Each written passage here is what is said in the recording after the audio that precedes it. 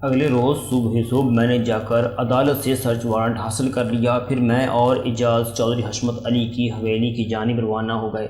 سادہ لباس جوانوں کو ہم نے 1 گھنٹہ قبل بھیج دیا تھا اور وہ پوری تیاری کے ساتھ حویلی کے چاروں طرف موجود تھے۔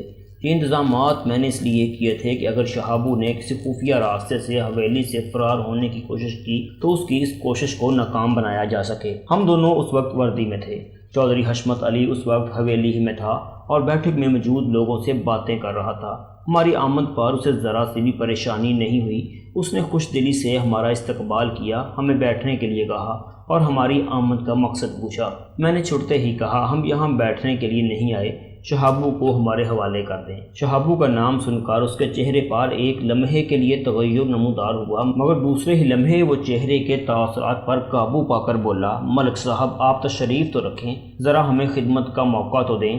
میں نے کھڑے کھڑے کہا، چودھری صاحب ہم یہاں اپنی خدمتیں کروانے نہیں آئے، شہابو کو لینے آئے ہیں، آپ خام خواہ ہمارا وقت ضائع نہ کریں۔ میرے انداز نے اسے تکلیف تو بہت پہنچائی تھی، مگر وہ ضبط کر کے بولا، آپ بیٹھیں تو جناب۔ میں نے بدستور خشک لہجے میں کہا، چودھری صاحب آپ قانونی معاملات میں رکاوٹ ڈالنے کی کوشش کر رہے ہیں۔ وہ بھری بیٹھک میں اپنی توہین کے احساس سے تلملا کر رہ گیا۔ وہ کوئی عام آدمی نہیں تھا جو پولیس والوں کے روب میں آ جاتا، مگر میں بھی ان پولیس والوں میں سے نہیں تھا جو چودھریوں کے روب میں آ جاتے ہیں۔ اچانک چودھری کے تیور بگڑے اور وہ نخوت بھرے لہجے میں بولا، شہابو کو کہیں اور جا کر تلاش کریں ملک صاحب، میرا اس سے کیا تعلق بھی پتہ چل جائے گا چودھری، ذرا شہابو ہاتھ تو آ جائے، وہ یہاں نہیں ہے، میں خالی ہاتھ نہیں جاؤں گا۔ وہ طنزیہ لہجے میں بولا، میں بے بس اور لاچار قانون کی کوئی مدد نہیں کر سکتا۔ اچانک ایک نوجوان بیٹھک میں داخل ہوا، اس کی عمر 18-20 کے لگ بھگ ہوگی۔ چودھری حشمت علی کو ہمارے ساتھ گرما گرمی کرتے دیکھا تو حیرت بھرے لہجے میں بولا، یہاں کیا ہو رہا ہے ڈیڈ، واٹس رانگ؟ وہ نوجوان چودھری حشمت کو ڈیڈ کہہ رہا تھا۔ اس سے یہ بات تو واضح ہو گئی کہ وہ چودھری کا بیٹا تھا۔ یہ بات میرے علم میں تھی کہ چودھری کا ایک بیٹا انگلینڈ میں تعلیم حاصل کر رہا تھا۔ یقیناً یہ نوجوان وہی تھا جو انگریزوں کے مخصوص لب و لہجے میں انگریزی بول رہا تھا۔ کچھ نہیں بیٹا، تم اندر جاؤ، چودھری نے کہا، تھاندار صاحب ایک خاص مسئلے پر بات کر رہے ہیں۔ چودھری کی بات اس نوجوان کے حلق سے نہیں اتری۔ وہ میرے تیور دیکھ کر بھانپ چکا تھا کہ معاملہ وہ نہیں تھا جو چودھری بیان کر رہا تھا۔ اس نے مشکوک نظروں سے میری جانب دیکھا، پھر پوچھا، واٹس پرابلم ینگ پولیس مین؟ میں نے جواباً انگریزی میں اسے صورتحال سے آگاہ کیا۔ چودھری کے پلے میری کوئی بات نہیں پڑی، تاہم وہ بیٹے کے چہرے کے تاثرات اور شہابو مرڈر، شیلٹر، کرائم، اریسٹ وغیرہ جیسے الفاظ میرے منہ سے ادا ہوتے سن کر سمجھ گیا تھا کہ میں نے اس کا کچا چٹھا اس کے ولایت پلٹ صاحبزادے کے سامنے کھول کر رکھ دیا ہے۔ وہ لڑکا حیرت زدہ نظروں سے باری باری کبھی مجھے اور کبھی چودھری حشمت علی کو دیکھ رہا تھا۔ میں حویلی کی تلاشی لینا چاہتا ہوں، میں نے چودھری کی آنکھوں میں جھانکتے ہوئے کہا۔ وہ بفر کر بولا، تلاشیاں تو کمین لوگوں کے گھروں کی لی جاتی ہیں، ہم چودھری ہیں اس گاؤں کے، ذرا منہ سنبھال کر بات کرو، تم بھی ہوش سنبھال کر میری بات سنو چودھری، میں نے ٹھوس لہجے میں کہا، سیدھی طرح شہابو کو ہمارے حوالے کر دو ورنہ مجبوراً ہمیں حویلی کے ایک ایک کونے میں جھانکنا پڑے گا۔ چودھری کا انگریزی گفتار بیٹا صورتحال کی نزاکت کو سمجھ چکا تھا اور میرے عزائم کا بھی اسے اندازہ ہو گیا تھا۔ اس نے ڈائریکٹ مجھ سے سوال کیا، آپ کورٹ پرمیشن لائے ہیں ساتھ؟ آئی مین سچ وارنٹ؟ اس کے بغیر تو آپ تلاشی کا کوئی اختیار نہیں رکھتے۔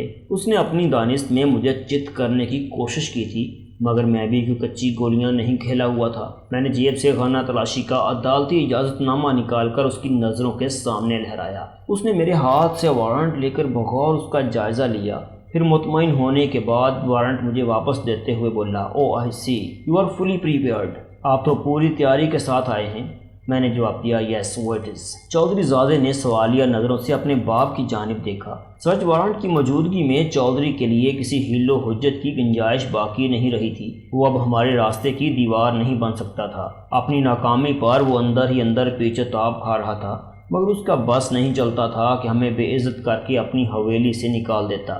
آخر کار اس نے شکست خوردہ لہجے میں کہا، ٹھیک ہے ملک صاحب، آپ اپنا شوق پورا کر لیں، مگر میں پھر کہہ رہا ہوں یہاں سے آپ کو کچھ نہیں مل سکے گا۔ میں نے اس کے مشورے کو نظر انداز کرتے ہوئے محمد اعجاز کو اشارہ کیا اور حویلی کے اندرونی حصے کی جانب قدم بڑھا دیے۔ ٹھہرو جی، ذرا رک جاؤ، چودھری ہمارے سامنے آتے ہوئے بولا، آپ کچھ دیر یہاں ٹھہر جائیں، میں گھر کی خواتین کو ایک طرف کر دوں۔ میں نے سوالیہ نظروں سے ایس آئی محمد اعجاز کی طرف دیکھا۔ میرے ذہن میں جس سوال نے سر ابھارا تھا وہی بات اعجاز کے ہونٹوں پر آ گئی۔ ملک صاحب ذرا ہوشیاری سے، چودھری ہورندہ کوئی وسع نہیں ہے۔ وہ خواتین کو ایک طرف کرتے کرتے کہیں شہابو ہی کو نہ دوسری طرف کر دیں۔ جتنی دیر ہم دونوں آنکھوں کی زبان سے سوالوں جواب کرتے رہے، اسی دوران چودھری حشمت علی بیٹھک سے نکل کر حویلی کے اندرونی حصے کی طرف جا چکا تھا۔ ہم دونوں بھی اس کے پیچھے لپکے، مگر ہمیں شاید دیر ہو چکی تھی۔ اس بات کا اندازہ ہمیں حویلی کے باہر سے آنے والی فائر کی آواز سے ہوا۔ ہمارے سادہ لباس آدمیوں نے حویلی کو چاروں طرف سے گھیر رکھا تھا۔ شاید شہابو کو چودھری نے کسی خفیہ راستے سے باہر نکال دیا تھا۔ ہمارے آدمی اس کے پیچھے لگ گئے تھے۔ گولی کی آواز سن کر میں تشویش میں مبتلا ہو گیا تھا۔ میں نے اپنے جوانوں کو خصوصی ہدایت دے رکھی تھی کہ انتہائی ناگزیر حالت ہی میں اسلحے کا استعمال کریں، ورنہ وہ شہابو کو یوں ہی قابو کرنے کی کوشش کریں تو کیا کہیں شہابو نے اپنی حفاظت میں پولیس والوں پر گولی تو نہیں چلا دی تھی۔ اندر کی جانب بڑھتے ہوئے میرے قدم اچانک رک گئے تھے۔ میں نے محمد اعجاز سے کہا، باہر کوئی گڑبڑ ہو چکی ہے، ہمیں فوراً وہاں جانا چاہیے۔ اس نے اس بات میں سر ہلایا اور تیزی کے ساتھ بھاگتا ہوا میرے ہمراہ حویلی سے باہر آ گیا۔ حویلی کے گیٹ کے پاس موجود پولیس والا ہمیں دیکھتے ہی دوڑ کر ہمارے پاس آ گیا۔ کیا ہوا ہے ادھر؟ میں نے جلدی سے پوچھا۔ یہ فائر کی آواز کیسے تھی؟ وہ حویلی کے عقبی حصے کی جانب اشارہ کرتے ہوئے بولا، ادھر ہوا ہے جی فائر۔ اس کی بات ختم ہوئی ہی تھی کہ ایک اور فائر ہوا۔ یہ آواز نسبتاً زیادہ فاصلے سے آئی تھی، مگر سمت وہی تھی، یعنی حویلی کا عقبی حصہ۔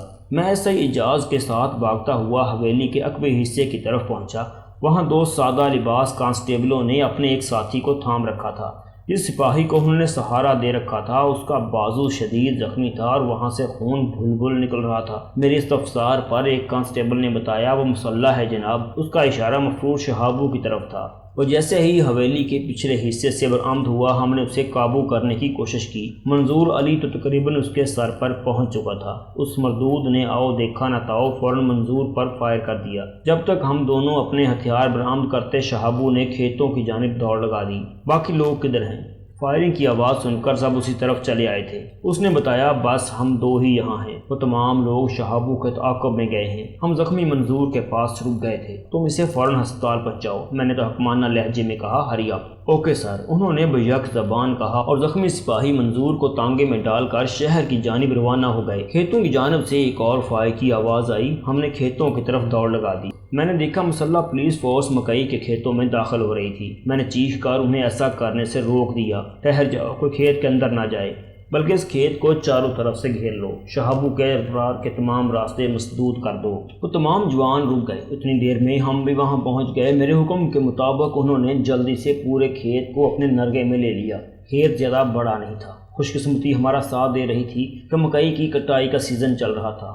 بیشتر کھیتوں کی فصل کاٹی جا چکی تھی، اس لیے چند کھیتوں ہی میں فصل کھڑی نظر آ رہی تھی، ورنہ تو کھیت ایک دوسرے سے اس طرح پیوست ہوتے ہیں کہ تا حد نگاہ فصل ہی فصل نظر آتی ہے۔ ایسی صورت میں قد عدم فصل کے اندر گھس کر کسی کو تلاش کرنا ایک دشوار کام ہوتا ہے، مگر خیریت گزری کہ دو چار کھیتوں میں مکئی کی فصل باقی رہ گئی تھی۔ اسی حصے کو پولیس کے مسلح جوانوں نے گھیر لیا۔ میں نے ایک کانسٹیبل سے پوچھا، وہ ہمارے نزدیک ہی پوزیشن سنبھالے چوکنا کھڑا تھا، شہابو کو ان کھیتوں میں گھستے ہوئے تم نے دیکھا تھا؟ جی ملک صاحب، وہ میری نظروں کے سامنے اندر گھسا تھا۔ اس نے بتایا، وہ زخمی ہے، ایک سپاہی کی گولی نے اسے لنگڑا بنا دیا ہے۔ یہ اطمینان بخش بات تھی۔ زخمی ہونے کی صورت میں شہابو زیادہ اچھل کود نہیں مچا سکتا تھا۔ میں نے پوچھا، پولیس کے جوانوں کو تو کوئی نقصان نہیں پہنچا؟ منظور کے بازو میں گولی لگی ہے۔ منظور بڑا جیدار نکلا جناب، وہ اپنی جان پر کھیل گیا تھا۔ میں نے اور اعجاز نے دو مختلف سمتوں سے کھیتوں کا بیرونی چکر لگانے کا فیصلہ کیا۔ مقصد صرف یہ معلوم کرنا تھا کہ شہابو ابھی تک انہی کھیتوں کے اندر روپوش تھا یا کسی سپاہی نے اسے کسی جانب سے نکلتے ہوئے دیکھا تھا۔ کھیتوں کا بیرونی راؤنڈ لگاتے ہوئے ہم پھر آمنے سامنے تھے۔ ہماری رپورٹ کے مطابق شہابو کھیتوں کے اندر ہی کہیں دبکا بیٹھا تھا۔ ایسا ہی اعجاز نے کہا، ملک صاحب جوانوں کو کھیتوں میں داخل ہونے کا حکم دے دیں، شہابو زیادہ دیر چھپا نہیں رہ سکتا، یہ بہت خطرناک ہوگا۔ میں نے کہا، شہابو کی جانب سے آنے والی کوئی بھی اندھی گولی کسی بھی ساتھی کی زندگی چاٹ لے گی، پھر کیا کریں؟ وہ پرتشویش لہجے میں بولا، اس کو باہر بھی تو نکالنا ہے۔ ہاں، یہ بہت ضروری ہے۔ میرے پاس ایک تجویز اور ہے، اعجاز نے کچھ سوچتے ہوئے کہا۔ وہ کیا؟ اس نے بتایا، ہم بآواز بلند یہ اعلان کرتے ہیں کہ شہاب علی تمہیں چاروں طرف سے گھیر لیا گیا ہے، خود کو قانون کے حوالے کر دو ورنہ جان سے جاؤ گے۔ ہم 10 تک گنتی گن رہے ہیں، گنتی ختم ہونے سے پہلے پہلے باہر نکلاؤ ورنہ تمہاری زندگی کی ضمانت نہیں دی جاتی، تمہیں گولیوں سے بھون دیا جائے گا۔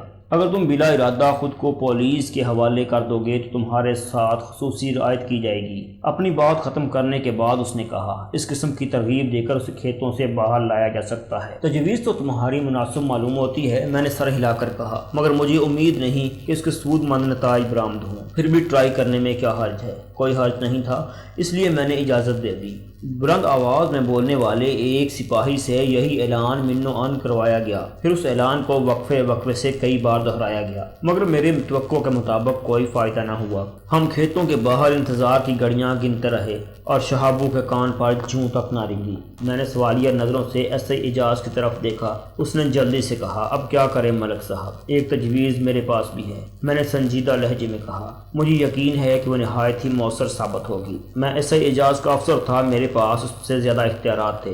میں کوئی بھی قدم اٹھانے سے پہلے اس سے اجازت لینے یا اس سے مشورہ کرنے کا پابند نہیں تھا، لیکن میں نے اپنے ماتحتوں کے ساتھ ہمیشہ دوستانہ رویہ رکھا تھا۔ ذرا سی بات میں ان سے صلاح لے لیا کرتا تھا۔ میرا تجربہ تھا کہ اس طرح اعتماد کی فضا میں زیادہ بہتر کام ہو سکتا تھا۔ محمد اعجاز نے میری بات سنتے ہی فوراً سوال کیا، آپ کی تجویز کیا ہے ملک صاحب؟ کھیتوں میں آگ لگا دی جائے؟ وہ بھجکا رہ گیا، مگر اس طرح تو بہت نقصان ہو جائے گا۔ ایک قاتل، چور اور ڈکیت کو گرفتار کرنے کے لیے اتنا نقصان تو کیا جا سکتا ہے۔ میں نے کہا، جب کھیت دھڑا دھڑ جل رہے ہوں گے تو شہابو کے پاس گرفتاری دینے کے سوا کوئی چارہ نہیں رہے گا۔ بات تو آپ کی دل کو لگتی ہے۔ بس تو پھر ٹھیک ہے، میں نے کہا، یہ کام ہم دونوں ہی کریں گے۔ تمہارے پاس ماچس تو ہوگی؟ جی ملک صاحب۔ اس نے ماچس نکال کر میری طرف بڑھا دی۔ کبھی کبھی سگریٹ نوشی کی عادت بھی باعث رحمت ثابت ہو جاتی ہے، میں نے سادگی سے کہا۔ وہ جھینپ گیا۔ محمد اعجاز سگریٹ تو پیتا تھا مگر میرے سامنے نہیں۔ وہ میرا احترام کرتا تھا اور مجھے اپنا بزرگ سمجھتا تھا۔ میں بھی اسے اپنی اولاد کی جگہ دیکھتا تھا۔ میں نے اس کی خفت مٹانے کے لیے کہا، چلو ایک طرف سے تم شروع ہو جاؤ اور دوسری طرف سے میں کام شروع کرتا ہوں۔ میں نے ماچس کھول کر اس کی آدھی تیلیاں اس کی جانب بڑھا دیں، پھر ڈبیا کو بھی 2 حصوں میں اس طرح پھاڑ دیا کہ مسالے والا ایک حصہ ہم دونوں نے لے لیا۔ چاروں طرف سے آگ لگنی چاہیے، ذرا احتیاط سے۔ قدرت پوری طرح ہمارا ساتھ دینے کے لیے تیار تھی۔ اس وقت ہوا بالکل بند تھی، ورنہ کھلی جگہ پر آگ جلانا مشکل ہو جاتا۔ ہم آگ لگاتے ہوئے جہاں یہاں سے گزر رہے تھے وہاں پر موجود پولیس اہلکاروں کو اپنے منصوبے سے آگاہ بھی کرتے جا رہے تھے۔ دیکھتے ہی دیکھتے مکئی کے کھیتوں نے چاروں طرف سے آگ پکڑ لی۔ آگ کا پھیلاؤ بڑی تیزی سے کھیتوں کے اندرونی حصے کی جانب بڑھتا جا رہا تھا۔ مکئی کے پودے دھڑا دھڑ جل رہے تھے، دھوئیں کے بادل آسمان کی طرف اٹھ رہے تھے، مگر شہابو کی جانب سے کوئی رد عمل ظاہر نہیں ہو رہا تھا۔ ایک لمحے کو تو مجھے شک گزرا کہ شہابو سرے سے ان کھیتوں میں موجود ہی نہیں ہے، مگر اسی لمحے میرے کانوں میں اس کی چیختی ہوئی آواز آئی، میں آ رہا ہوں، مجھے زندہ مت جلاؤ، میں خود کو قانون کے حوالے کر رہا ہوں، خود آرا اس آگ پر قابو پا لو۔ اس کے بعد کی کہانی کچھ زیادہ پیچیدہ نہیں۔ شہابو کو آہنی زیور پہنا دیا گیا۔ جب ہم اسے گرفتار کر کے حویلی کے پاس سے گزرے تو چودھری حشمت علی نے اسے بچانے کی آخری کوشش کی۔ مالک صاحب، ابھی کچھ نہیں بگڑا، گھر کی بات گھر ہی میں رہنے دیں، مجھ سے مکمکا کر لیں۔ میں نے اس کی آنکھوں میں دیکھتے ہوئے فخریہ لہجے میں کہا، چودھری، میں نے کہا تھا نا کہ خالی ہاتھ واپس نہیں جاؤں گا۔ میں تمہاری منہ مانگی رقم ادا کرنے کو تیار ہوں۔ اس نے مجھے کھلم کھلا رشوت پیش کرنے کی کوشش کرتے ہوئے کہا، شہابو کو چھوڑ دو، تم اپنی رقم کو عدالت میں خرچ کرنا چودھری، یہ تو اب نہیں چھوٹنے والا۔ تم مجھ سے دشمنی ڈال کر اچھا نہیں کر رہے ہو تھانے دار۔ اس نے دھمکی آمیز لہجے میں کہا، میری پہنچ بہت اوپر تک ہے، میں تمہارا تبادلہ بھی کروا سکتا ہوں۔ یہ گدڑ ببکیاں کسی اور کو دینا میں تمہارے روب میں آنے والا نہیں ہوں۔ تمہارے جیسے 2-4 چودھری تو میری جیب میں رکھے رہتے ہیں۔ میرے طرز تخاطب نے اس کی انا کو بری طرح مجروح کیا۔ وہ بولا تو اس کے منہ سے کف جاری تھا، میں تمہیں دیکھ لوں گا، تیل دیکھو اور تیل کی دھار دیکھو۔ میں نے چوٹ کی، اور کچھ نظر نہ آئے تو اپنے یار کو دیکھو۔ میں نے شہابو کی جانب اشارہ کیا۔ چودھری تل ملا کر رہ گیا، بے بسی اس کی ایک ایک حرکت سے پھوٹی پڑ رہی تھی۔ اعجاز نے شہابو کو دھکا دیتے ہوئے کہا، اب بھول جا اپنے مامے کو، کچھ ہمیں بھی تو مہمان نوازی کا موقع دے۔ بہت دن تک حویلی میں چھپ چھپ کر خاطریں کروا لیں۔ جب ہم تھانے پہنچے تو شام کے 5 بج رہے تھے۔ میں نے شہابو کو 2 ہٹے کٹے کانسٹیبلوں کے حوالے کیا اور کہا، اسے ساری رات جگاؤ، ایک لمحے کے لیے بھی سونے نہیں دینا، وقفے وقفے سے اس کا مزاج بھی پوچھتے رہنا، میں صبح اس سے ملاقات کروں گا۔ وہ شہابو کو لے کر چلے گئے۔ زخمی منظور اسپتال سے واپس آ چکا تھا۔ گولی نے اس کے بازو کو زیادہ نقصان نہیں پہنچایا تھا، ہڈی مجروح ہونے سے بچ گئی تھی، گولی کھال کو چیرتے ہوئے نکل گئی تھی اور اس کی حالت خطرے سے باہر تھی۔ میں نے 2 کانسٹیبلوں کے ساتھ اسے گھر بھیج دیا اور بھرپور بھرپور آرام کرنے کی تاکید کی۔ میں نے دل میں فیصلہ کیا تھا کہ منظور کو بہادری کے اس مظاہرے پر کوئی انعام دلوانے کی ضرور کوشش کروں گا۔ پولیس کی 2 روزہ مہمان نوازی ہی سے شہابو کا دل بھر گیا اور اس نے اپنے تمام اگلے پچھلے جرائم کا اقبال کر لیا۔ مہمان نوازی سے آپ کا جو دل چاہے مطلب نکال لیں، مار کٹ، پھینٹی، توڑی، پینجا، دھرکت، تشدد اور جو جی چاہے، مگر ہماری لینگویج میں یہ پوچھ گچھی کہلائے گی اور ہم اس کے لیے مجبور ہوتے ہیں۔ جیسے جیسے عادی مجموع سے شب و روز ہمارا واسطہ پڑتا ہے، یہ ان کی فیوریٹ ڈشیں ہیں۔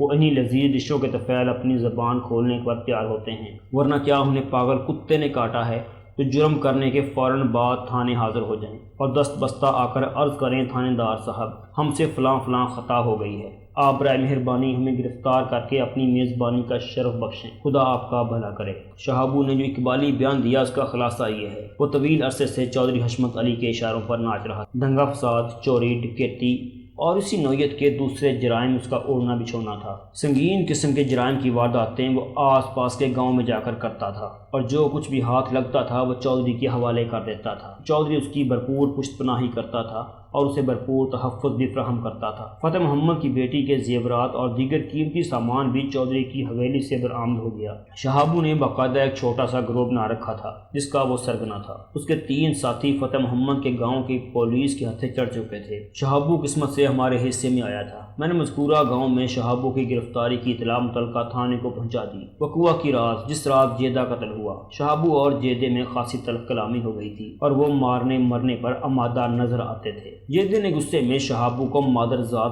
گالیوں سے بھی نوازا تھا۔ دوسروں کے سمجھانے پر وہ اپنے غصے کو پی گیا تھا، مگر سلطان کے اڈے سے باہر آ کر جیدہ ایک مرتبہ پھر اس سے الجھ پڑا تھا۔ مجبوراً اسے جیدے کو ٹھکانے لگانا پڑا۔ جیدہ اس کے بائیں ہاتھ کا کھیل نہیں تھا، جیدہ کوئی مٹی کا بڑھاوا نہیں تھا، وہ اکیلے شہابو کے بس کا نہیں تھا، مگر اس وقت شہابو کے ساتھ اس کے چند رفیق کار بھی تھے، اس لیے شہابو کو جیدے پر قابو پانے میں کسی دشواری کا سامنا نہیں کرنا پڑا۔ یہ اسی رات کا ذکر ہے جب شہابو اور اس کے ساتھیوں نے چوری کی غرض سے فتح محمد کے گاؤں کا رخ کرنا تھا۔ کیس اپنی جگہ مکمل تھا، مجرم کا اقبالی بیان ہی کافی تھا۔ میں نے تمام کارروائی کرنے کے بعد چالان عدالت میں پیش کر دیا۔ چند پیشیوں کے بعد شہابو کو عدالت نے سزائے موت کا حکم سنا دیا تھا۔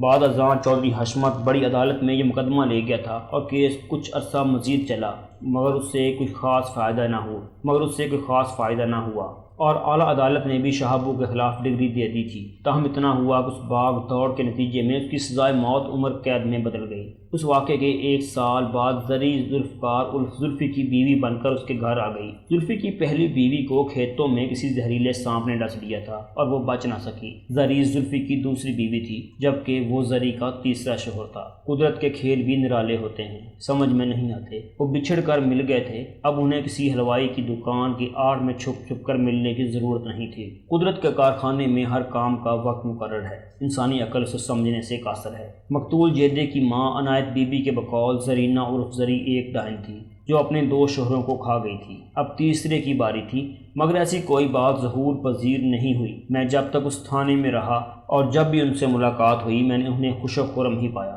اب جانے کہاں ہوں گے۔ تو دوستو یہ تھی ہماری آج کی سٹوری۔ جانے سے پہلے اس ویڈیو کو لائک کریں، شیئر کریں، کمنٹ باکس میں اپنی رائے کا اظہار ضرور کریں۔ چینل کو سبسکرائب کر لیں اگر سبسکرائب نہیں کیا تو۔